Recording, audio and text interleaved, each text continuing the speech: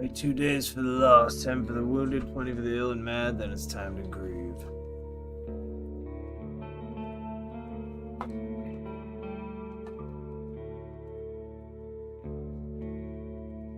Huh?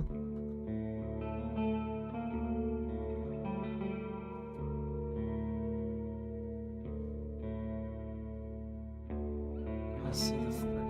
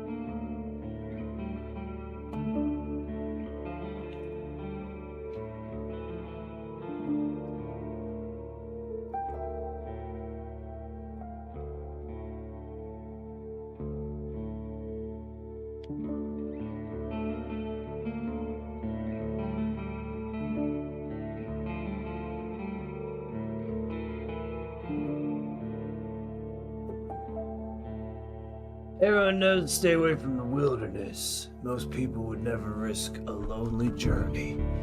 Roadwardens not only accept the struggle, they embrace it. They deliver messages, assist merchants, burn human corpses, and if possible, get rid of the beasts and highwaymen. They live on the road, die young or retire early. It's a dangerous job, but a respectable one, and it pays well. I leave the safety of the city walls.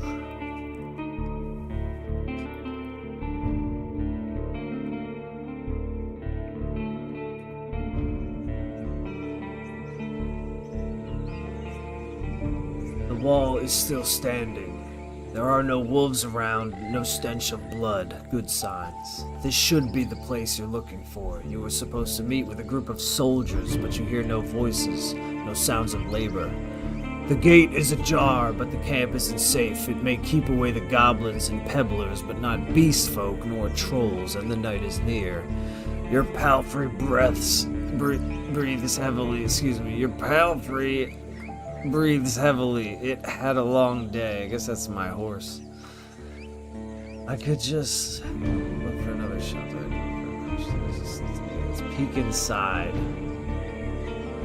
Your heavy boots hit the ground and the pain of the long ride finally catches up with you. You stretch out, bringing your back and legs comfort. All you want now is a table, a decent chair, a nice mug of beer, and some stew. With any luck, your axe won't be needed here. I approach the gate slowly. If it's a military camp, it doesn't look the part. Plenty of wasted space. The fire pit is cold. 2 people are sitting at the table, tired and disheartened. They're looking in different directions, paying no attention to one another. One of them is holding a cup. After a moment, you notice the quiet humming. You recognize the melody of a lighthearted drinking song from the city harbor. They don't look like much of a threat. I can enter. It takes him a few breaths to glance in your direction. The first person greets you with a wave of his hand. There are bags under his eyes. His beard is messy. Despite his simple shirt, he's wearing durable, decent boots. A mace with a head covered in iron hangs at his side, but he doesn't reach for it. I take a look at the second soul. Just like you, she's wearing a gambeson, but hers is a bit loose as she took it off of a corpse. Her head is shaven as if she's protecting herself from flesh-eating bugs. Her eyes are weary, yet kind. She smiles. Considering the squad was sent here half a year ago, these two surely looked the part, though there should be more of them. 8, you believe. I ask him about their lieutenant. I wonder how to phrase your question. Friendly, playful, distanced, intimidating.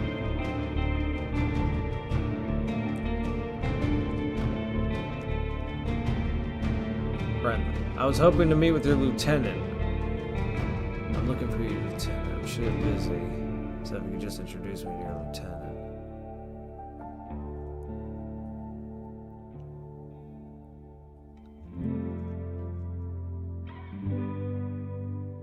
I had a long journey. I need to have a word with you, Lieutenant. The woman stands up and approaches you. She pays little attention to the sword at her side. Her shoulders are straight, eyes worried. That'd be me, traveler. Are you in trouble? There's only the two of us here, but if you're lost, we'll take you to the nearby inn right after sunrise. Actually, I'm your new Roadwarden. Really? The soldier in the shirt leans forward. That explains how you got here in one piece, all by yourself. Though you look exhausted, don't you have a mount? I have a horse. It's waiting outside. Shouldn't you unsaddle it? I bet it's tired. I assume you're here not to meet our lieutenant, but rather to get some directions. I'm Tulia, and I'll be happy to help. She reaches out to you. I shake her hand. How do you want people to call you? Bilbo? Her grasp is confident. The shake is slight. Just keep your horse away from the tents. We don't need to smell its dung. There's this one issue. The soldier in the shirt rises to his feet. We've no tent to spare. You'll have to use a blanket or something. No problem. I enjoy observing the stars. You walk through the gate. Your mount looks around and snorts anxiously. Not many humans could ride a horse. It's not only taller than you, but also bulky, as heavy as it is strong. You can get in the saddle within a single breath. But most people wouldn't know where to even begin. From every side, it's a wall of flesh. Horses were brought to the Dragonwoods from the conquests in the south. They could trot for a long time, but won't outrun some of the local monsters. Your palfrey needs you to survive, but without it, you too would be lost. It's my only companion here. I want it to feel at ease. It takes a few steps towards you, scolding you with another snort. You scratch the bottom of its neck with strength and confidence, just the way it likes. Humans see useful animals and even pets as monsters in disguise. Getting emotionally attached to them is believed to lead humans to their doom, but you know that the horses need companionship. I speak to it gently and lead it to the camp. You end up next to the fire pit. Removing the saddle makes the horse nicker with relief. You take a couple minutes to examine its back just in case. While the riding equipment is not that heavy for such a strong animal, with enough time it starts to chafe. You wish it had something better to eat than shabby grass. You should look for an inn. I need to unpack. You haven't brought that many things, and you lost one of the sacks while fleeing the Crimson Corpse Eaters. Worst of all, you have no rope left, but maybe the soldiers could share one. Shouldn't cost more than a dragon, but aside from the travel set, you own a few valuable possessions essential for your trade. I'm a fighter. I spent my savings on decent combat equipment. I got a fine gambeson, an axe made of steel, and a reliable crossbow with quarrels. Talisman, powers, bullshit. Writing instruments, alchemical ingredients, axe, blah blah blah. Fighter. Feel well. It's 15 minutes before dusk. Stop even a life-threatening strike. Within your current garrison is the best protection you can get. Or with you, excuse me. Over here, emergency possessions. Take a history every day. You're picking very families. Okay. Oh, here we go. Unless you're occupied with another task, you eat food, drink potions, and use your items from this menu. Be sure to click on each new item you receive, as some of them can have unusual applications. Food rations. A pouch with coins. Gambeson, travel set, crafted battle axe, crossbow, blah blah blah, save the game, journal. You need to confirm a note you're editing to save it. Notes are shared across all your saves. I can just write shit. Beast folk, apes and monkeys, corpse eaters. These hairless, scaleless creatures resemble constantly stooped apes, but their limbs and torsos are extremely thin as if there are barely any muscle on them. While they're nimble, their limited strength turned them into scavengers. They rarely move in packs. Alright. You unpack and inspect your belongings. Your water skin isn't pierced. The spare clothes are still here, just in case. You take a look at your wooden bowl and mug, your cape, tinderbox, bandages, food rations, knife. Nothing special or too cumbersome. From time to time, your routine helps you avoid mistakes, but this doesn't make it any more exciting. I return to the soldiers. They're at the table again, observing your beasts and chatting between themselves. Your stomach growls at the sight of the eating out of the bowls, sight of them eating out of the wooden bowls. One more bowl was put at a previously unused end of the table. You can sit down on a tree log.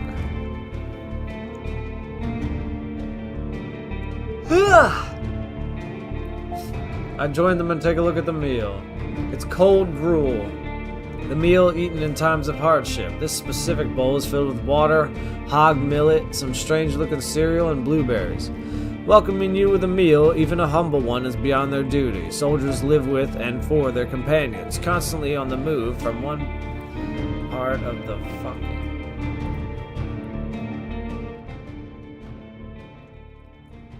Thank you.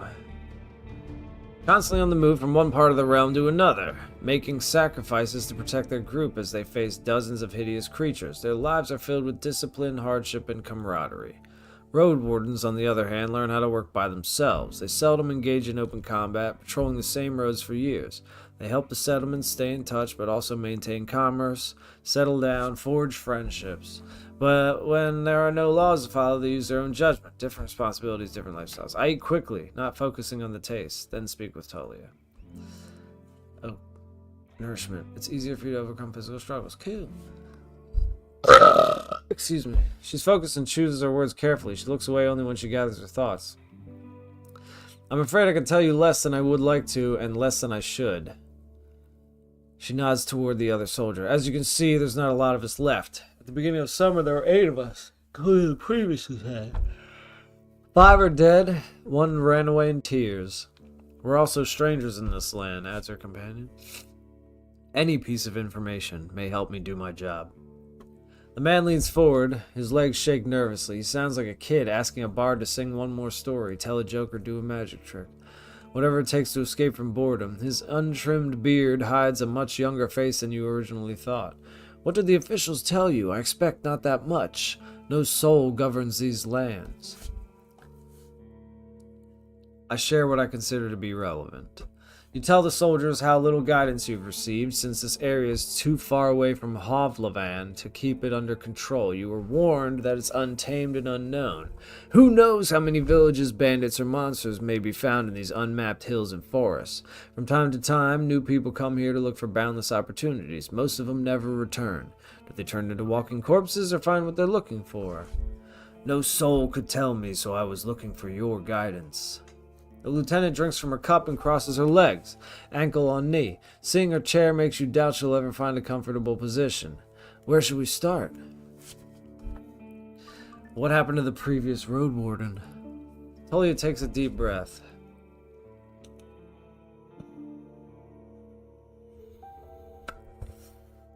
I haven't heard from him for almost a half a year.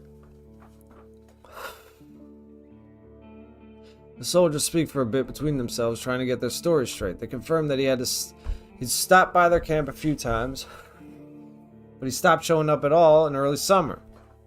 Bearded soldier starts to scratch the table with the tip of his knife, without looking at you. I don't remember his voice. Always busy, drowning in things to take care of. He would sit somewhere, sharpen his sword, fix his loud mail, clean clothes, write notes on that wax tablet of his.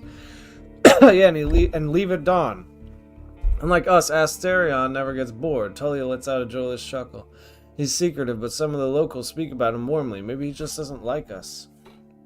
Sounds like you're not sure if he's dead or not. If anyone knows, they won't tell us. Maybe someone is keeping him in a basement, the man carves with passion. We haven't seen him. Or his saurian. Something ate them, I bet. The officials have hired you, right? They don't expect him to return. Richer Roadwardens often use 4-legged, meat-eating saurians as their mounts. They have to be tamed and trained since they're hatching, but unlike horses, can easily defend themselves from many monsters. At least your palfrey is fast and reliable and won't suddenly sink its teeth into an innocent passerby. You know what he was looking for? Maybe he left you a message?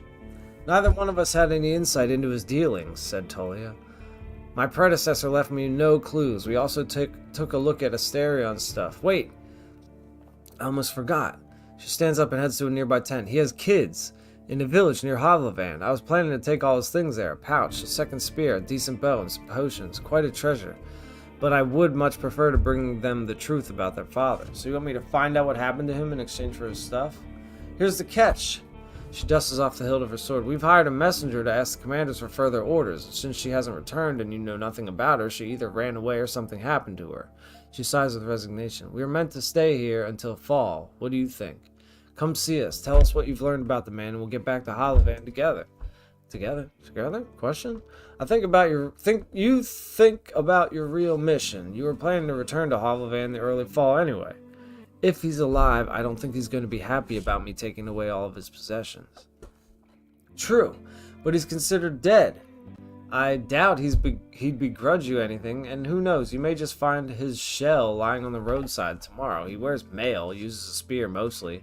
Maybe 5 feet tall but stout, long, red beard, short hair, pale face, rarely smiles. She glances at her companion, but after he adds nothing, she sits down and stretches out her legs. So find out what happened to him. Dead, alive, left, just let me know. Alright. I lost my rope. Can you spare one? You're in luck. She heads toward one of the crates and moves aside a large linen sack, revealing a rope.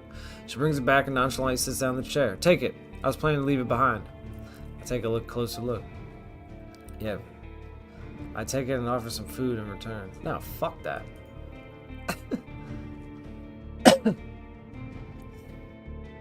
What was your squad's mission?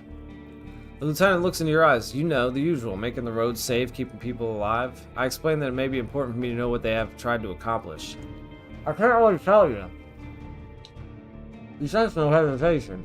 Do you have any other questions?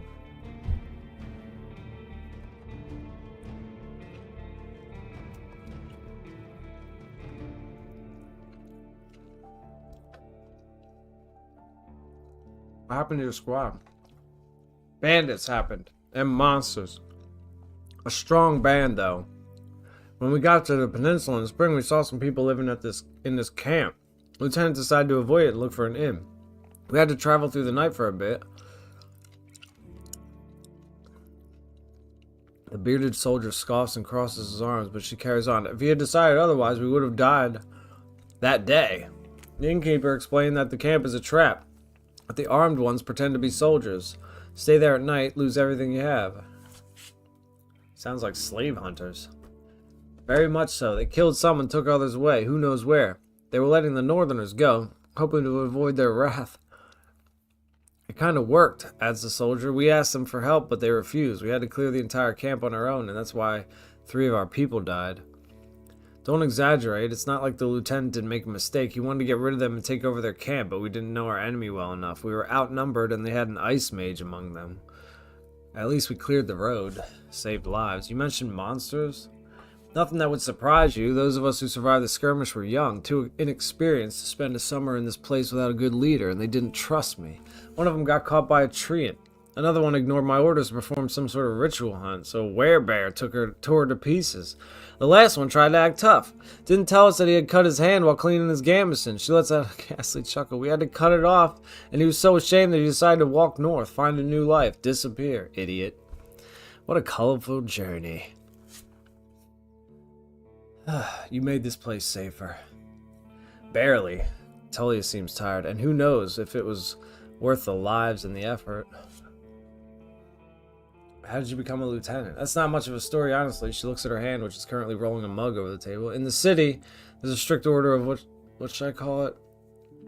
Leadership succession, I guess. A Hovlevan chief selects commanders who select lieutenants, and those put their soldiers in order of priority. If a lieutenant dies, they get replaced by the next soldier in line. So you were his successor? Not exactly. When we fought the bandits, our lieutenant was hit by a slingshot. His boyfriend jumped in to help him, but failed to protect... His boyfriend jumped to help him, but failed to protect either of them from a spell because they're gay. It was like a ball of ice that hung above them and exploded, piercing their heads, completely avoiding their shield. Really unpleasant. So you were the third in line, is that right? Yeah, jumping like that to save a man in the middle of an attack doesn't sound like a wise decision. I agree, but so what? He's dead. I doubt he's gonna learn much from scolding. Yeah, true. So you were the third in line? Yeah. I didn't plan to become a leader, though. I'll get demoted once we return to the city. I prefer to follow anyway. So, what should I know about the peninsula? I'll tell you what I know, and you'll be the judge. How long did it take you to get here from the city? On that horse, I guess like 3 or 4 days? Yeah. From here, you can reach the coast in about a day, as long as you don't make any stops. You know the situation, why no ships can get here? You nod. The sea route allows Hovlevan officials to keep in touch with the coastal villages, collect taxes, move the soldiers, collect lumber, deliver tools, but maintaining order on a wild coast such as this one is like filling the ocean depths with coins. Because of the rocks, you can hardly stop a ship 5 miles from the shore and boats can't get any closer. I don't know much about fishing, but there's not that many people living by the shore, and they don't crave to stay in touch with the city folk. As she pauses, her companion carries on. No soul from the north ever came to the camp, but when we travel to the roadside inn, Pelt of the North, they're happy to trade and to play dice. Why not stay in one of the settlements? The man clears his throat. I mean, we're to guard this road. This camp is our post. And, well, he turns toward Tully as she lowers her voice. Don't take it the wrong way, Bilbo, but are you a devout soul? Uh...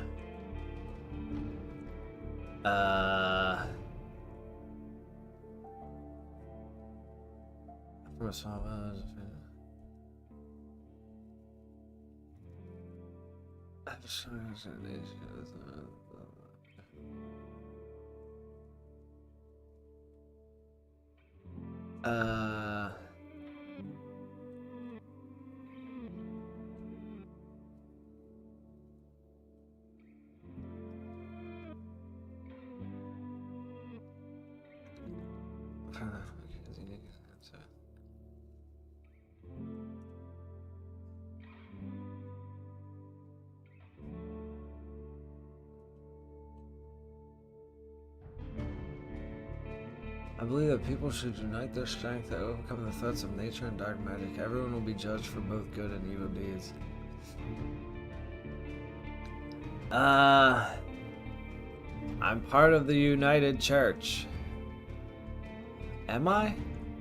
For any years, a sport of monastery that does its best to advance mankind's spiritual growth, artistry, herbalism, and magical research. I follow the teachings of an order of truth.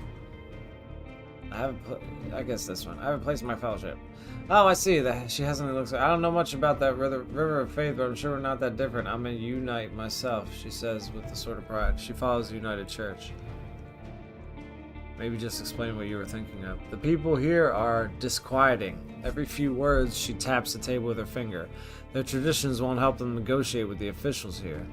Here. She starts to draw lines with her index finger as if she's pointing at an invisible map. The peninsula is connected with roads, like a big circle. In the northwest, you'll find a weird village at a bog. It's not exactly pagan, I don't think. It even has a priest who claims to be an eremite, like yourself. They do crazy shit, her companion chips in. They use the dead to cut down trees and dig in soil. Once I saw it, I begged to never return there. I see. You've heard tales such as this one since you were a child. If an isolated settlement manages to survive without a city's influence, its customs and traditions grow more and more alien. Every generation learns how to adapt to the dangerous conditions they have to deal with, and the rustic pagan traditions muddy their river of faith. The United Church often warns its members about the crazy druids, necromancers, and blood mages, the bringers of doom, the traitors to humankind. Were you able to speak with these necromancers? You can see why we were not eager to go there if we could avoid it, the lieutenant chuckles. Maybe they'll be more welcoming to a Roadwarden. The roads are dangerous with little to no shelters. People need your help. The man in the shirt turns a bit and points a finger to the northwest. If you're heading to the undead village, you'll get to an inn first, and soon. Pelt of the North is a safe place. You can talk with the innkeeper or the guards, ask him about the road. Any monsters worth mentioning that could fuck up my horse? We saw all sorts of beasts. The man starts counting. Goblins, treants, cats large and small, runners, howlers, wolves, spiked boars, mufflon eaters, griffins. But we managed to stay away. Some could catch up with most mounts. Tully glances at her companion, though a palfrey should be fine. The trees are so tall that the flying creatures keep to the coast and the mountains. There's not that many humans around, and the animals are busy fighting among themselves. They fight more for food than territory. The soldier cracks his knuckles. Don't provoke him and ride fast. Just count on luck. Okay, how about the east? She stares off across the camp. Hard to tell. We went there only once. There are hills, forests, rivers. We saw a tunnel sculpted in leaves and branches, but we didn't enter it. Wilderness all around.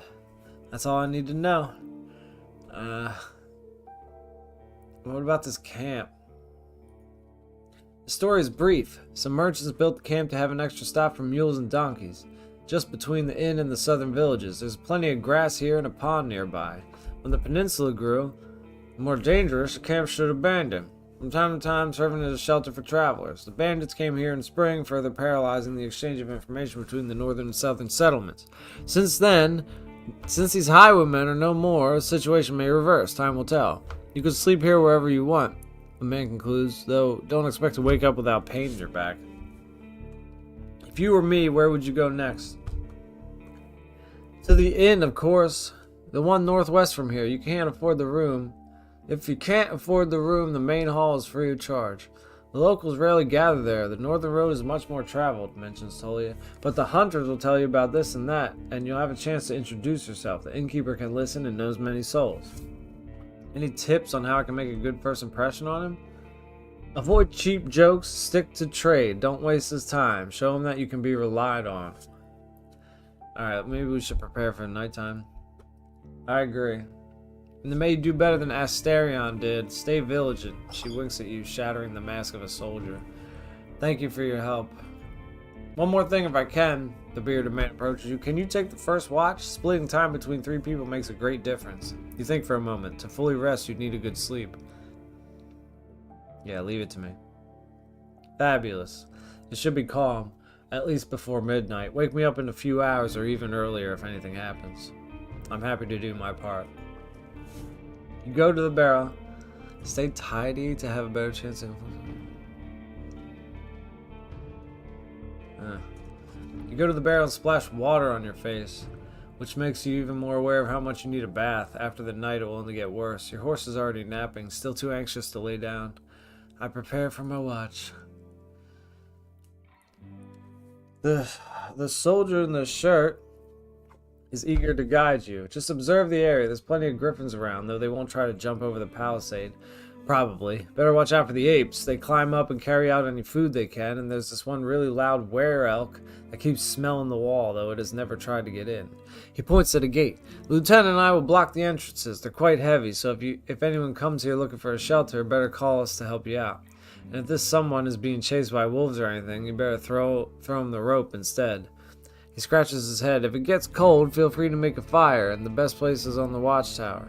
You may want to put a blanket there or something. The watchtower? He gives you a long puzzled look. Oh, here, he points at a pile of crates. Just climb up to the tallest one. You'll have a great view at the northern side, the more dangerous side. And also, I know you're tired after all that riding. He points at the tent on the other side of the camp. I can handle a couple of hours sleeping on the ground. If you wish, go there after me and rest, just this once. At least I have a pallet inside. I smile. Thanks a lot. Put your blanket on the tallest crate and sit down. The night is warm, but the sporadic summer breeze brings gentle refreshment. From time to time, your back aches and you have to force yourself to keep your eyes open. The light of the moon helps you focus on the tall grasses. For most of the time, you spot smaller critters and birds, but there are exceptions. At one point, you see three-horned deer trying to challenge one another. Before they clash their antlers, a two-legged dragonling appears, leading its much smaller offspring. The furry beasts try to intimidate the predators with roars and aggressive head movements. After a few moments, both sides walk away slowly, not willing to risk the fight nor to admit their defeat. I don't let it distract me. I keep looking around. You hear the death screams of distant prey and the mating calls of monkeys. Runners are chasing a gray hare. A group of musk oxen lazily chewing the grass, preparing themselves to sleep. A dusk fox is running together with a lynx, making playful screeches. Thankfully, you never have to intervene. You just sit there, watching the not-so-distant forest, trying to outlast your sleepiness. You can only guess how much time has passed. Once you feel you've had enough, you climb down and go to a tent, waking up the bearded man with just a couple of words. You confirm that nothing important has happened. I gather my things, squeeze into the tent. I use my bag as a pillow, put my blanket on the pillow, cover myself up with a cloak, get ready to go to fucking sleep. Sleeping in a tent is not the stuff of dreams, but it's much welcome rest. The pallet keeps the cold soil away. The moonlight saves the outside world from the eerie gloom. You listen to your own breath and find a comfortable position. Your job starts tomorrow. I focus on the real goal of my journey. The Merchant Guild wants to take control of this realm. Your wardening duties are secondary. First and foremost, you need to explore the peninsula, learn about the territory, raise officers and threats, get to know the locals, and if you can, convince them to consider negotiations with the Havlavan officials and traders. Could the tribes resist the soldiers or be a threat to the priests of the United Church? Are there any forbidden practices that need to be eradicated, such as blood magic, necromancy, robbery, or slavery? What the hell was that? What the fuck was that? Okay. At least I have time, 40 days to be exact. I need to be as thorough as I can. Once you finish your reconnaissance, you should speak with Tully and return to Hovlevan. There, you report back to your employers and get your reward. In the meantime, you have your own goal to pursue. Gather extra coins to save my siblings from debt. Gather extra coins to retire early and live in prosperity. If I gather enough connections among local leaders, these can become a major player in the market. I want to be remembered as a soul who brought peace and order to this realm. I just want to help people, make it safe for the locals. I need to find a new life for myself. I have a difficult past and I want it to be forgotten. I just want to be remembered as a soul who brought peace and order to this realm. A hero. Your new shelter unlocked, new entry, become a hero. You can't travel during the night. Press the sleep button to rest. Okay, your half-asleep senses are catching the sounds of the wild forest. Your instincts keep you alert and anxious, though the pleasant, humid, late summer air evens it out slowly. You're thinking about your goal. Get out of my face. You're thinking about your goal, but you need to gather your strength. All I can do now is rest. Sleeping in a tent. You can spend the night in a borrowed tent. It's nothing special, but it will protect you from the wind and the rain, and the cold ground won't be painfully hard nor cold. What's this? What's this? What's this? What's this? Do it.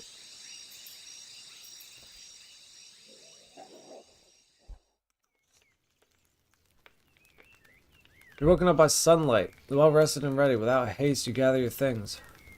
After only a couple of breaths, you notice a weird smell like a roast. No, burning meat. Burning, rotten meat. Disgust crawls into your consciousness. You exit the tent. Your horse is looking around nervously. Your bags are where you had left them. You see an open gate. You go outside to see what's happening. Both soldiers are standing near a humble pyre. The man in the shirt looks at it contemplatively. Tully is the first one to address you, Bilbo. She agrees with a nod. We use the horse's manure for the flames, so don't worry about cleaning it up. You see a corpse among the flames. It's impossible to tell if it belongs to a male or female, but it was an adult. The burning process won't be over for a couple more hours. A traveler or an undead? The latter, a young one. She lacked the pneuma to understand that she couldn't get inside the camp without climbing. I stabbed her with a spear from a safe distance. She shifts her weight. One more fog and she'd be a real threat. Even now, it took a couple of hits to knock her down. Sooner or later, every human shell wakes up, gaining more strength with each soul it devours, and each moment it spends in the fogs. Burning the dead is not just a religious practice, it's a necessity. Soldiers, priests, village mayors, even road wardens. Making a large pyre takes a lot of time, but it saves lives. Holy calls the undead a she. Most Unites hesitate to do so. It's time for me to leave. Running away from the reek, huh? I don't blame you. She walks with you for a few steps. Find us here if you need us, or if you learn what happened to Asterion. There's enough ground here for you to rest. Safe travels. These words make you stop, an old farewell mocked in a number of songs and tales, but yet you hear no scorn in Tully's voice. You wonder how many acts of kindness like this one you're going to experience in the days to follow. She returns to the pyre. I prepare myself for the journey. You somehow miss the fact that your mount is already saddled and warmed up. You double-check the equipment, but you don't need to fix anything. The soldiers were diligent. Normally, preparing any palfrey for a long journey takes a lot of time. You put on your gambeson, make sure that your axe is tightly attached to your belt, and you get in the saddle. The palfrey knicker is ready to leave. It's time for you to get to the crossroads north from here. I need to ride north. Travel forward to continue your journey. Once you're done with the north, speak with Tully to return to Hovlevan. Hovlevan, excuse me.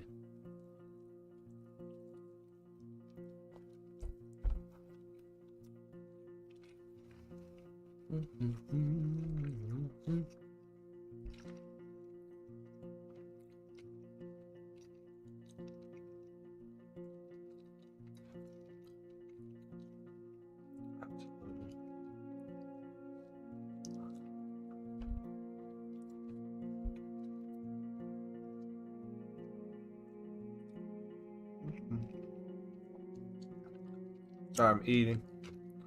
Roadwarden needs to eat, yo.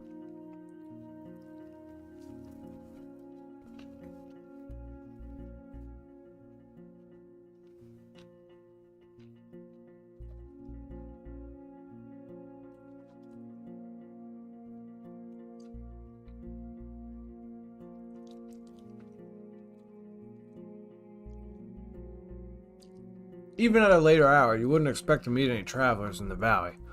The warm summer breeze lures your mount forward, but The serene chirping of birds is quickly replaced by distracting screeches and gurgles coming from further down the path. You soon find the pack of four-legged griffins. They're larger than foxes and merge the features of birds and furred beasts. Each one is of a different size, coat, and colors, and their temperaments are just as varied. Their fronts are covered with vivid feathers, while their rears have darker fur. Their wings are massive, making them impressive jumpers, but they're too heavy to fly. About 24 beasts are yelling, brawling, 24? Chasing each other around, blocking your path. You can't enter the forest blindly. If these or other creatures were to chase after you, the thicket would be disastrous for your horse. There are reasons why travelers stay as close to the main roads as possible, and why adventurers move in groups. Usually the safest approach would be to stay where you are and wait for the pack to get hungry. It may, however, take up to a couple of hours. You're thinking about your conversation with Tullia, you've got a lot to do, and time may be of the essence. If you have any vitality points, you can use the warrior's training to access unique interactions.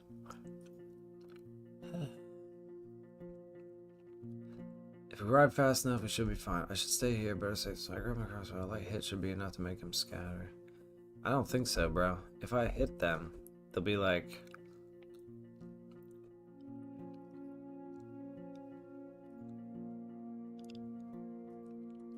Getting through them should be easy enough. You think so? You really think so? Alright, fuck it. Initially, your horse completely trusts your guidance, though after a few more steps it snorts. You prepare your axe and get ready to push away any griffin willing to jump on you. Once you get in the middle of the surprised herd, your mount squeals and gallops forward. The creatures in front of you flee, but others try to jump at you from both sides. You kick two of them away, and while the third one gets close, its beak lands only on your boot. The hard leather keeps you safe. You ride away, and the griffins can't keep up. You still hear their screeches when your mount slows down. I don't give them any opportunity to catch up with me.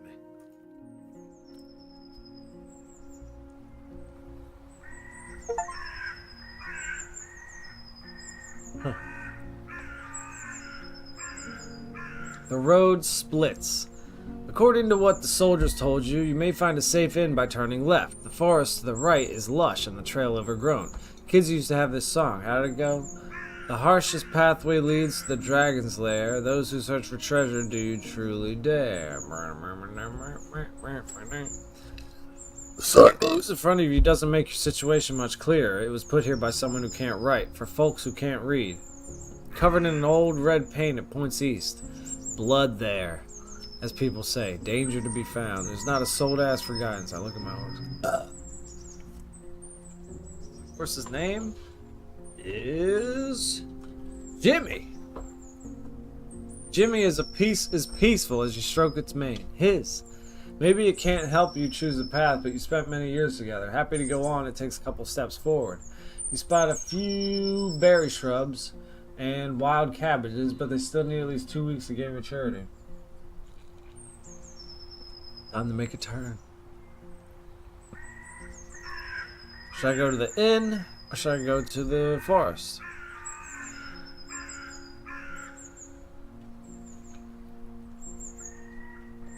Fuck it. The curvy road east is overgrown. Jimmy trots when it has a chance, but more often it walks, forced to jump over larger branches blocking the path. The nearby lake is surrounded by thirsty wildlife. I observe the dark forest, ready to react if something jumps at me.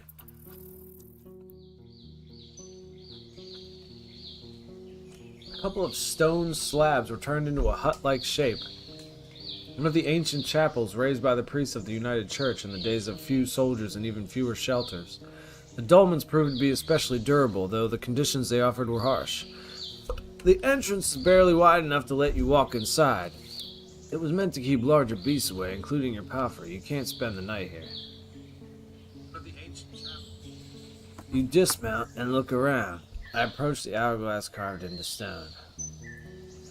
It's the most common religious sign of the city folk, adapted by the United Church, Orders of Truth, and the majority of fellowships. It's used in temples and during the funeral rites, but also to decorate codices, I don't know what that means, or jewelry. The winged hourglasses portray the ephemerality of life and the rigidity of time. When possible, they're made of steel, signifying the strength of humankind's determination and innovation. The old days, the place touch the hourglass and pray. Let's have away. The rule is only special. Yeah. Jimmy's listening to leaves carefully. I enter the chapel. The beams of light get through the gaps between the rocks, but you can hardly see anything. A torch would fill the place with smoke, but a candle will suffice. You wonder how many travelers have sat on the cold, hard rock, observing the entrance and fighting with their heavy eyelids. I light up a candle. You unpack the tinderbox from your saddles, place the flint on the linen charred cloth on the narrow slab sticking out to the right of the entrance. Decades ago, before the southern invasion, people used fire strikers made of thick steel, but all you have left is a cube-like piece of harsh pyrite. It's not the best, but enough to make a couple sparks. Sadly, the weak light is hardly enough to let you examine the chamber. I look around. The candlelight may be weak, but I'm patient. I look for clues carefully. Yeah, that one. You touch your surroundings, bringing the candle closer whenever something catches your attention. Even though part of the ground is covered with a single massive slab, there are sections free of any flooring. You see soil, small rocks, sand. In one spot you find the remains of charred wood. Also, you notice sticky soot on the walls. Parts of it cover black marks and pictures, possibly letters. I look around. What? What are you looking for or paying attention to? The black marks? Either... Oh.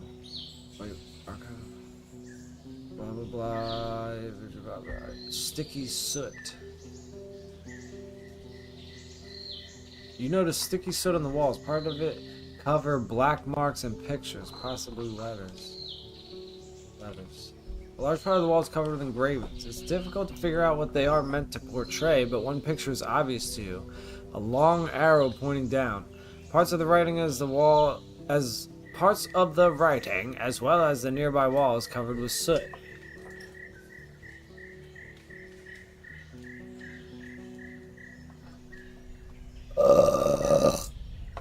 Excuse me. Even though part of the ground is covered with a single massive slab, there are sections for the flames. Small, charred. Part of the floor is littered with the remains of an old campfire, not more than a couple of months old. You see dust, burnt bones, and wood. The wall above the spot is covered with soot.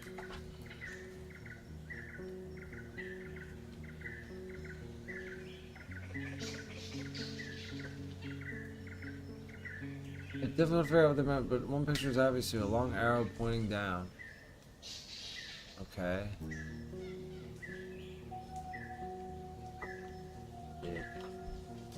You look at the ground. You could grab your knife, some light, and dig through a few inches of soil and sand, step by step, finding probably just rocks, but you doubt it's going to go smoothly. At least look for a specific object. What are you looking for or paying attention to? The arrow. Dig arrow. Either you don't find... Oh, fuck.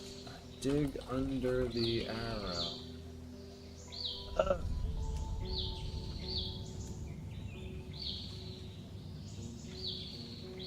You can examine one spot in particular, at least look for a specific object. Let's get to it. You start where you stand, pushing aside the layers of dirt and disturbing a few colonies of worms. The most interesting area turns out to be hidden beneath the remains of an old campfire. You move all the ash and pieces of wood until you find a well-preserved plank. You dig around, finding a solid trap door locked with a steel padlock. I break the trap door with my axe. You take your axe, but realize that the padlock may be much easier to break through. The wooden planks, even if a bit moist, are in great shape. You look for the right angle and make 3 strong swings. After an encouraging clang, the padlock falls off. You look inside. You lift the hatch, and the heavy, humid air suggests an abandoned farm cellar. Your candle allows you to estimate that the tunnel is roughly 15 feet deep, but there's no ladder that you can use. You think about lowering the rope, but you realize that one of the brick walls is covered with large holes, meant to be used as a sort of vertical stairs. You hear no sound coming from the tunnel, but the moldy walls and old cobwebs are not very welcoming. Just go down. You have to move slowly, learning the new route. You hug the cold, moist wall, seeking the support of your boots. For your boots, it doesn't take long before you feel comfortable enough to jump down, then light up another candle. Both the walls and the floor are made of stone slabs. You see no movement, no other sources of light. The short tunnel leads you to a small room. I walk inside. The room smells of rotten wood and fungi. Abandoned junk is scattered on the ground, and shelves, earthenware jars, rotting scraps of linen or leather, wooden plates, bones for carving, and rusty iron tools. While these odds and ends may be years or decades old, the basement could be just as ancient as the main floor of the chapel. One thing that seems to be uniquely fresh and durable is a small wooden box held together by a few fiber cords. I take the box. It doesn't feel empty, but it's light. You shake it for a bit, trying to guess what's inside. You can't open the box without cutting the cords. I cut the cords and opened the box. The box turns out to be filled with rags, covering a fragile bottle.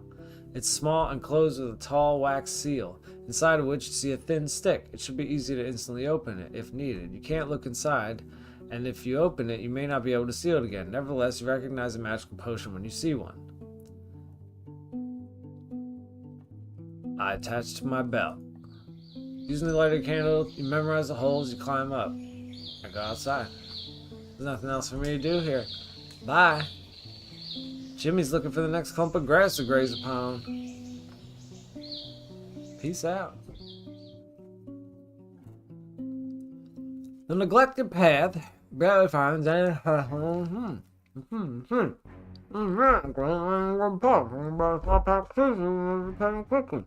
There's like 8 of them. The 6th there and it says of brown, gray, and black. And hairless faces with small eyes and large mouth, currently seen by a blood of prey.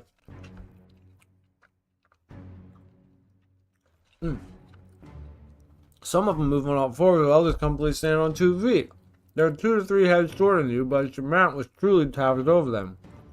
You can see how a couple of the beasts take a few steps back, grunting and glancing at one another. The one with gray fur shouts, and the others move toward the rocks and sticks which are piled on the road. They hold them awkwardly, and some struggle to maintain a straight posture, leaning on their new weapons for support. Then almost all of them spread to your left and right, blending with the shrubs loudly. Only 2 of the apes are standing still. I grab my axe and hold the reins tightly. Jimmy tries to turn around, but loyally follows your direction.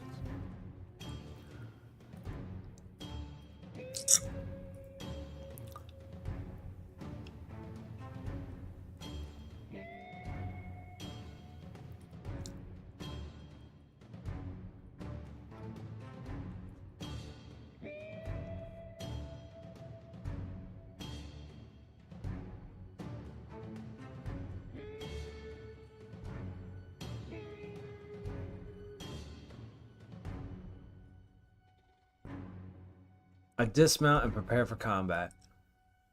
You rise to your feet and realize that the goblins are not as small as they seem from the saddle. They may hold weapons, but you now see their lengthy tusks and massive hands. You hear Jimmy's groans, then it runs away with a wooden spear sticking out of its side. What the fuck?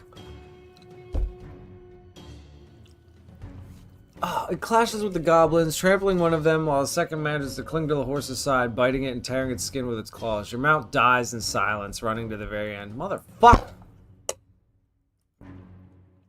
You get stabbed from behind, and then charged at from 2 sides at once. You have an advantage when it comes to fighting any one of the members of the pack, but you underestimated their numbers. There were a dozen more of them spread among the trees. What the fuck? The furry foot stands in your chest. The deer's blood mixes with your own. Bilbo's soul is left his shell. I'm dead! What do you mean replay? Fuck off. I died. It's over. It's over. Let me replay. I don't want to. I'm dead. Stupid asshole.